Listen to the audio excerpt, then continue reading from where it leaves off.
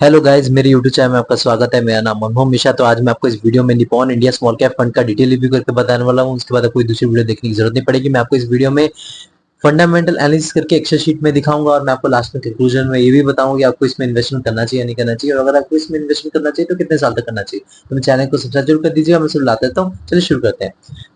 आप जैसे कि मेरे स्क्रीन पे देख पा रहे होंगे, Nippon India small cap fund. इसका अगर आप लॉन्च ऑन डेट देखें तो 1 जनवरी 2013 है। मतलब इस फंड को अगर आप देखें तो टोटल 2.5 इयर्स हो चुके हैं लॉन्च होते होते। इसका कैटेगरी रिटर्न देखिए 12.5 इयर्स में। तो 12.5 इयर्स में 20.43% तक का मैसिव रिटर्न है। और इस फंड का आप रिटर्न देखिए 12.5 इयर्स में तो 25.51% तक का मैसिव रिटर्न है। तो आप देख पा रहे हैं, मतलब ऑल टाइम रिटर्न अगर आप दोनों का कंपेयर करें तो इसने इस पर्टिकुलर म्यूचुअल फंड में कैटेगरी को बड़े मार्जिन से बीट कर रखा है। आप मान सकते हैं 5% से बीट कर रखा है, जो कि बहुत बड़ा मार्जिन है, वो भी ऑल टाइम में। तो मैं यहाँ पे एक पॉजिटिव फीडबैक दूंगा, लेकिन हम इसके बेसिस पे जज नहीं करेंगे कि नीचे हमें ये भी जानना चाहिए कि मतलब आगे रिस्क कितना ले रखा है, उसके बेसिस पे रिटर्न ठीक ठाक दे रखा है या नहीं दे रखा है, मार्केट कैपिटलाइजेशन क्या है, उसका सेक्टरल एलोकेशन क्या है, उसके बाद एक्सपेंस रेशियो सही नहीं है या ईवीएम साइज सही है या नहीं है। तो सब चीजें हम इसके बारे में डिस्कस करेंगे इस वीडियो में। पूरा वीडियो देखिएगा, उसके बाद उसकी बेसिस पे हम जज करेंगे। अब कैटेगरी रिटर्न इसके 5 इयर्स के हिसाब से देखिए, मतलब लास्ट 5 इयर्स में तो 28.12% तक का रिटर्न है। और इस फंड का आप रिटर्न देखिए 5 इयर्स में 39.26% का रिटर्न है। मतलब आप देख पा रहे 10-11% से बीट कर रखा है अपने कैटेगरी को भी लास्ट के 5 इयर्स के हिसाब से देखा जाए तो ऑल टाइम रिटर्न के हिसाब से इसने 5% से बीट कर रखा है। और अगर 5 साल का रिटर्न के हिसाब से देखें तो 11 से 12% से बीट कर रखा है। तो दोनों सिनेरियो में इसने बड़े मार्जिन से बीट कर रखा है। तो यहाँ पे पॉजिटिव फीडबैक रहेगा रिटर्न के मामले में। अब यहाँ पे मान लीजिए इस पर्टिकुलर म्यूचुअल फंड में आपने 1000 रुपए एसआईपी क्या होता है हर महीने कंटिन्यूसली 10 साल तक, तो आपका जो अमाउंट डिपॉजिट होता है 1.2 लाख रुपीज। 1.2 लाख रुपीज आपका कन्वर्ट होकर बन गया होता है 10 साल बाद 4.65 लाख रुपीज में। तो आप देख पा रहे हैं कि यहाँ पे जो पैसा है आपका 4 गुना से भी ज्यादा हो गया। तो आप देख पा रहे हैं कि मतलब इन्वेस्टमेंट की ताकत, वो भी 10 साल में आपने सिर्फ इन्वेस्ट किया 1.2 लाख रुपीज, 4.65 लाख रुपीज बन गया है। अगर मान लीजिए इस फंड में ना इन्वेस्टमेंट करके आपने गोल्ड में इन्वेस्टमेंट किया तो महीने में आपने 1000 रुपए इन्वेस्टमेंट किया था 10 साल तक कंटिन्यूसली, तो आपका जो अमाउंट डिपॉजिट था 1.2 lakh rupees, 1.2 lakh rupees convert होकर बन गया था 2.10 लाख रुपीज में। तो आप देख पा रहे कि 2.10 लाख रुपीज में तो 2,10,000 रुपए। तो देख पा रहे कि यहाँ पे गोल्ड में आपका पैसा डबल भी नहीं हुआ है, वहाँ पे 4 गुना से भी ज्यादा हो गया है इस पर्टिकुलर म्यूचुअल फंड में। तो गोल्ड में थोड़ा बहुत रिटर्न कम है, और थोड़ा बहुत नहीं, बहुत ही बड़े मार्जिन से कम है। और एफडी की बात करें तो एफडी में अगर आपने इन्वेस्टमेंट किया होता 1000 रुपए हर महीने कंटिन्यूसली 10 साल तक, तो आपका जो अमाउंट डिपॉजिट था 1.2 लाख रुपीज, 1.2 लाख रुपीज अगर कन्वर्ट होकर बन गया था 1.74 लाख रुपीज है। मतलब एफडी और इस पर्टिकुलर म्यूचुअल फंड के रिटर्न में जमीन आसमान का फर्क है। आपको दिख रहा हो कि इन्वेस्टमेंट करना क्यों जरूरी हो जाता है, भले ही थोड़ा बहुत रिस्क क्यों ना हो। अब यहाँ पे रिटर्न वर्सेस कैटेगरी की बात करें तो यहाँ पे रिटर्न हाई है, डेफिनेटली कैटेगरी कंपैरिजन में बहुत ही हाई है, क्योंकि 5% से ऑल टाइम में बीट करना अपने कैटेगरी को, और अगर 5 साल का भी देखें उसमें भी 11-12% से बीट करना, जो कि बहुत ही बड़ा मार्जिन है। रिस्क वर्सेस कैटेगरी की बात करें तो रिस्क कैटेगरी के हिसाब से एवरेज है, वो कैसे है वो अभी हम नीचे डिस्कस करने वाले हैं। तो रिस्क एंड रिटर्न रेशियो जो कि मैंने इस फंड का कैटेगरी के साथ कंपेयर करके लास्ट 3 इयर्स का निकाल रखा है। तो आप यहाँ पे देख पा रहे हैं कि यहाँ पे दो पैरामीटर्स मैंने कंसिडर कर रखे हैं, एक है बीटा और दूसरा है स्टैंडर्ड डिविएशन। तो बेसिकली होता क्या है, बीटा आपका बताता है volatility with respect to its benchmark. जी हाँ, ये पर्टिकुलर म्यूचुअल फंड कितना वॉलेटाइल है with respect to its benchmark. तो ये अगर 1 से नीचे हो थोड़ा ठीक ठाक माना जाता है, लेकिन हाँ अपने कैटेगरी से कम होना थोड़ा जरूरी हो जाता है रिस्क के मामले में। जैसे आपको बता दें वॉलेटिलिटी कम है, अगर जितना कम हो उतना अच्छा है। तो यहाँ पे इस फंड के अगर देखा जाए 0.83 और कैटेगरी देखा जाए 0.83 है। मतलब आप देख पा रहे दोनों के बराबर है, मतलब ये बराबर रिस्क लेके चलते हैं और कैटेगरी बीटिंग रिटर्न है। तो यहाँ पे मैं एक एवरेज सा फीडबैक दूंगा, क्योंकि यहाँ पे अगर रिस्क थोड़ा कम लिया होता, वॉलिडिटी कम देके यहाँ पे अगर रिटर्न आपको ज्यादा दिया होता, कैटेगरी बीटिंग रिटर्न दिया होता, तो यहाँ पे मैं डेफिनेटली एक पॉजिटिव फीडबैक देता। लेकिन यहाँ पे मैं एक एवरेज सा फीडबैक दूंगा, बुरा भी नहीं बोलूंगा, क्योंकि देखिए आपको उतना ही रिस्क लेके आपको रिटर्न कैटेगरी बीटिंग रिटर्न दे रहा है, तो यहाँ पे मैं बुरा क्या बोलूँ, तो बुरा बोल ही नहीं सकते। स्टैंडर्ड डिविएशन की बात करें तो स्टैंडर्ड डिविएशन बेसिकली क्या होता है, देखिए जैसे कि आपका एक एवरेज रिटर्न है ना, उससे कितना प्लस उससे कितना माइनस, उसके बीच में एक रेंज बन जाती है, वो रेंज के बीच में आपको रिटर्न मिलने के चांस मिलते हैं हर साल। तो वो आपका अगर जितना कम हो उससे अच्छा खासा माना जाता है। तो यहाँ पे अगर देखा जाए तो इस फंड का 15.71 है, और कैटेगरी देखा जाए तो 15.66 है, थोड़ा सा माइनर थोड़ा सा ज्यादा है। तो देखा जाए ओवरऑल मैं अगर बताऊं तो ये रिस्क है, तो अब रिस्क एकदम कैटेगरी के बराबर ही लेता है, और रिटर्न जो है कैटेगरी बीटिंग दे रहा है। तो डेफिनेटली यहाँ पे मैं ठीक ठाक सा इसको फीडबैक दूंगा, बुरा भी फीडबैक नहीं दूंगा, कि देखिए अगर बीट नहीं कर पाता तो मैं डेफिनेटली बोलता यार इससे अच्छा कैटेगरी कैटेगरी में पैसा क्यों ना लगाओ, कोई निफ्टी इंडेक्स फंड में क्यों ना लगा, या इंडेक्स फंड जो कि स्मॉल कैप के है उसमें क्यों ना लगा। लेकिन यहाँ पे अगर बीट कर रहा है और आपको बराबर के रिटर्न दे रहा है तो डेफिनेटली रिटर्न अगर बीट कर रहा है और यहाँ पे जो रिस्क है वो बराबर ले रहा है तो डेफिनेटली यहाँ पे अच्छा फीडबैक रहेगा, ज्यादा पॉजिटिव नहीं रहेगा, अच्छा फीडबैक, मतलब अभी मुझे सुपर पॉजिटिव फीडबैक, नॉर्मल अच्छा फीडबैक रहेगा रिस्क और रिटर्न के मामले में। अब यहाँ पे मिनिमम एसआईपी की बात करें तो आप मान लीजिए आपके पास 100 रुपए से आप इन्वेस्टमेंट स्टार्ट कर सकते हैं, और अगर वन टाइम इन्वेस्टमेंट करना चाहते हो, लमसम करना चाहते हो, 1000 रुपए से कर सकते हो, जो कि पॉजिटिव फीडबैक रहेगा। क्योंकि देखिए आजकल स्टूडेंट लोग भी इन्वेस्टमेंट कर रहे हैं तो 100 रुपए बहुत ही अफोर्डेबल है, वो अपना इन्वेस्टमेंट स्टार्ट कर सकते हैं। लॉक इन पीरियड की बात करें तो कोई भी लॉक इन पीरियड नहीं है, कभी भी यहाँ पे आपने इन्वेस्टमेंट करते कभी भी यहाँ से आपने एग्जिट मार लिया। अब एम साइज की बात करते हो, एम का फुल फॉर्म होता है एसेट अंडर मैनेजमेंट। जी हाँ, तो एसेट अंडर मैनेजमेंट क्या होता है, जिसकी इसमें आपको पता है इस पर्टिकुलर म्यूचुअल फंड में कितना पैसा इन्वेस्टेड है। अब इसमें प्रॉब्लम क्या होती है, अगर इसका ज्यादा हो गया ना, ज्यादा में अच्छाई ये होती है कि इस पर्टिकुलर म्यूचुअल फंड में लोगों का भरोसा है तभी लोग इन्वेस्टमेंट कर रहे हैं, तभी इसका एम साइज ज्यादा है। लेकिन अगर यहाँ पे एम साइज बहुत ज्यादा हो जाता है तो प्रॉब्लम क्या आती है, फंड मैनेजर को मैनेजमेंट में दिक्कत आ जाती है। अगर आप यही इस पर्टिकुलर म्यूचुअल फंड का एग्जांपल ले लीजिए, इसका फंड जो एम साइज है बहुत ज्यादा है, तो यहाँ पे लोगों का भरोसा बहुत है तभी यहाँ पे ज्यादातर इन्वेस्टमेंट है। ये पॉजिटिव साइड है कि लोगों का इन्वेस्टमेंट तभी ज्यादा है क्योंकि लोगों का भरोसा है, तभी इसका एम साइज इतना ज्यादा है। लेकिन यहाँ पे एक प्रॉब्लम भी आ रखी थी, आपने न्यूज में कई बार सुना था कि ये अपना एसआईपी बंद कर देते हैं, अपना लमसम बंद कर देते हैं बीच बीच में, क्योंकि फंड मैनेजमेंट में दिक्कत आती है। लेकिन यहाँ पे अगर मैनेजर मैनेजमेंट कर लेते हैं तो कोई ज्यादा प्रॉब्लम नहीं है। तो उस मामले में मैं देखा जाऊं तो एम साइज के मामले में यहाँ पे मैं ज्यादा है, अगर कम होता तो मैं डेफिनेटली मैटर ऑफ कंसर्न बोलता, क्योंकि कम होता है वहां पे लोगों का भरोसा नहीं है, मतलब वहां पे लोग ज्यादा भरोसा नहीं करे, कुछ ना कुछ पर्टिकुलर म्यूचुअल फंड में प्रॉब्लम है, कुछ ना कुछ उसमें है, तो इसलिए लोगों का भरोसा नहीं, तभी एम साइज कम है, वहां पे लोगों को इन्वेस्टमेंट नहीं है। एग्जांपल लीजिए, आप एलआईसी का स्मॉल कैप फंड ले लीजिए, एलआईसी कोई भी म्यूचुअल फंड आप देखेंगे तो उनका एक्सपेंस रेशियो 1% से ज्यादा है, और रिस्क भी बहुत ज्यादा है, और रिटर्न भी कम दे रखे हैं, और इसीलिए उसका एम साइज देखेंगे तो 6 से 7 साल पुराना फंड होते हुए भी उनका 200 या 250 करोड़ रुपए ही आपको एम साइज दिखेगा। तो यहाँ पे आपको देख पा रहे हैं कि मतलब इस मामले में देखा जाए, अगर मैं आप बोलेंगे मुझे बेस्ट कौन सा होता है टीम साइज, तो मैं आपको एक चीज बताता हूँ, अगर आपका फंड 10 साल से पुराना फंड है, जैसे ये 12.5% 5 ईयर्स पुराना है, 10 साल से पुराना फंड है और 20 साल के बीच में है, तो आपका एम शायद 10,000 करोड़ रुपीज से लेकर 40,000 करोड़ रुपीज के बीच में एक अच्छा खासा माना जाता है मेरे अगर आप इसमें करेंगे तो। लेकिन अगर 40,000 करोड़ रुपीज के ऊपर भी चले जाते हैं कोई प्रॉब्लम नहीं, अगर फंड मैनेजर मैनेजमेंट कर लेते हैं वो तो अच्छी बात है कि यार लोगों का भरोसा है तभी तो म्यूचुअल फंड में ज्यादातर पैसा आ रहा है और इन्वेस्टमेंट आ रहा है।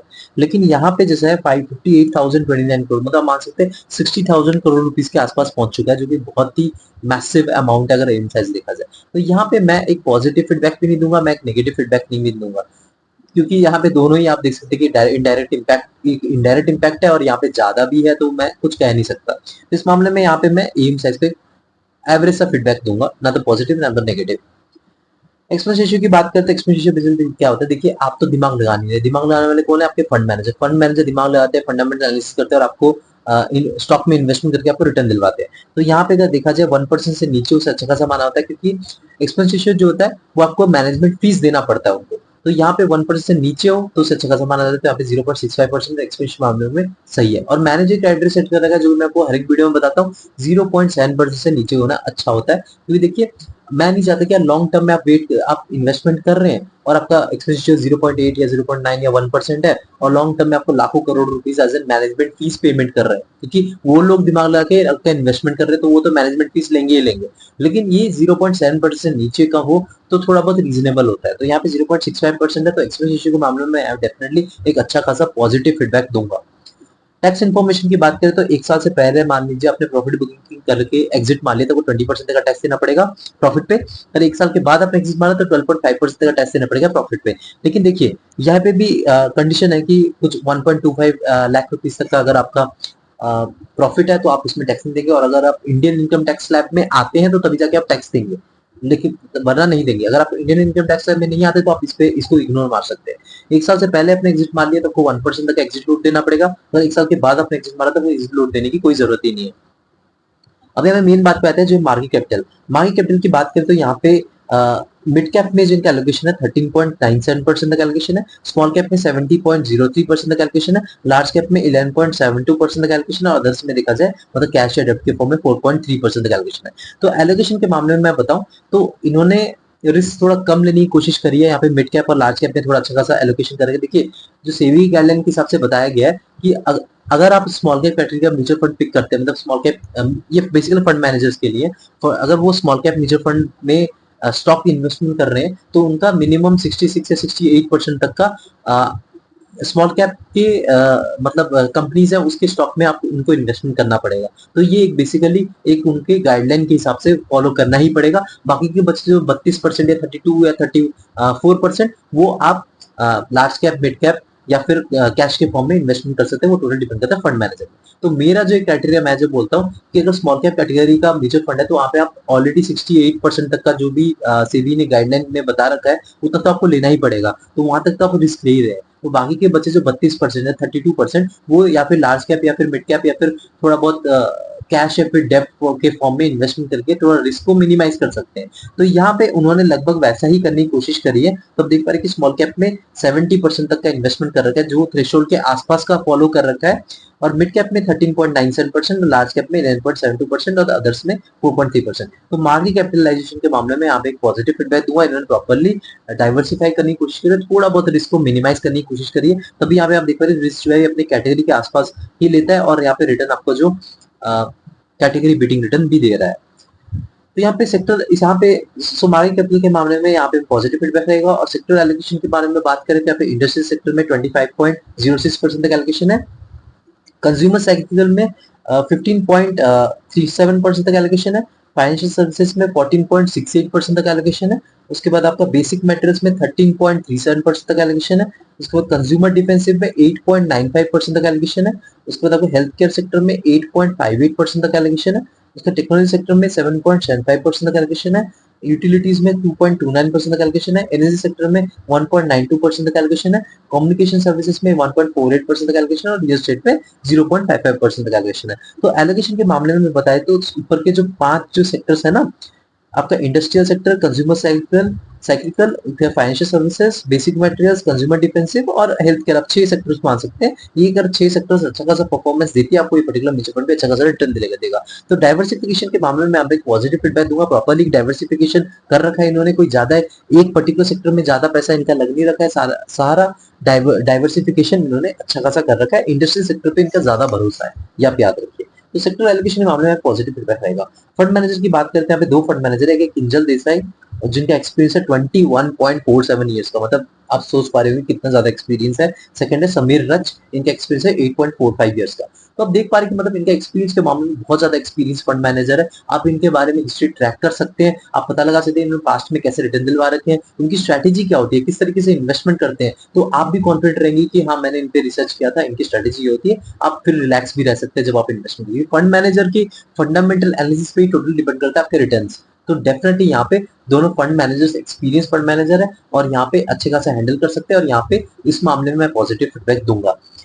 रेटिंग की बात करते हैं, इसको 4/5 रेटिंग है। देखिए एक रेटिंग कम हो इसलिए हो जाता है क्योंकि यहाँ पे जो एयूएम साइज थोड़ा ज्यादा है, ये एक प्रॉब्लम है। और दूसरा जो रिस्क है वो लगभग कैटेगरी के बराबर ही लेके चलता है। अगर रिस्क थोड़ा कम होता कैटेगरी से और रिटर्न भी कैटेगरी बीटिंग होता तो यहाँ पे एकदम बढ़िया हो जाता फंड। लेकिन यहाँ पे जो रिस्क है एकदम बराबर लेके चल रहा है कैटेगरी के, और रिटर्न जो है कैटेगरी बीटिंग रिटर्न दे रहा है। तो बुरा नहीं कह सकते, इसलिए रेटिंग इसको 4/5 रेटिंग देके अच्छाइयां बहुत इसमें देखने को मिली है। लेकिन एक बात बता दो, जब आप स्मॉल कैप म्यूचुअल फंड में इन्वेस्टमेंट करते हैं तो यहाँ पे रिस्क बहुत ज्यादा बना रहता है। तो अगर मेरे को टाइम फ्रेम की बात करें 7 से 10 साल अगर आपके पास टाइम फ्रेम है, आप ऐसे म्यूचुअल फंड में इन्वेस्टमेंट कर सकते हैं। अगर आपका रिस्क एपिटाइट बहुत ज्यादा हाई है, मतलब आप रिस्क पे भी रिस्क ले सकते हैं, तभी ऐसे म्यूचुअल फंड में इन्वेस्टमेंट करें, वरना बिल्कुल ही मत करिएगा। क्योंकि यहाँ पे वॉलिडिटी आपको बहुत ज्यादा मैसेज देखने को मिलेगी। जब मार्केट गिरेगा ना तो बहुत तेजी से गिरेगा, यही म्यूचुअल फंड, ये ऐसे ही म्यूचुअल फंड बहुत तेजी से गिरते हैं।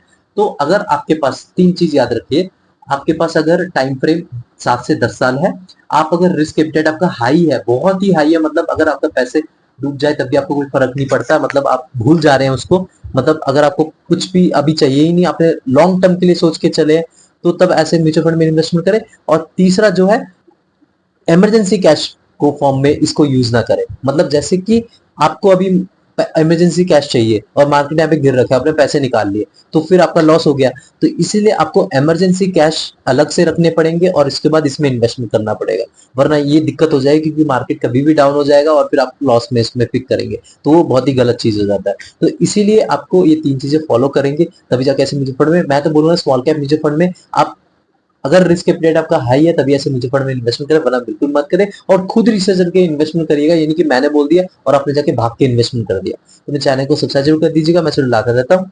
Thank you.